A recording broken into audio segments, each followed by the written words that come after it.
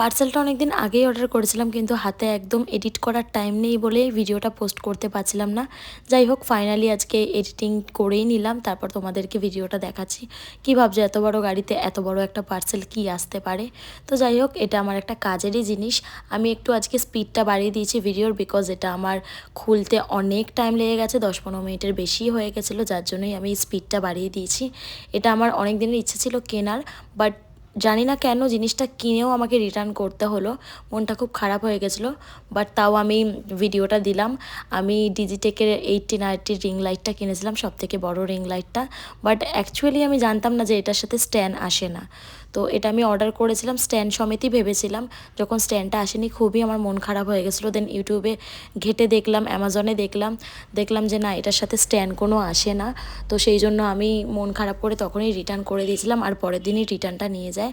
তো যাই হোক, আজকের ভিডিওটা কেমন লাগলো জানিও।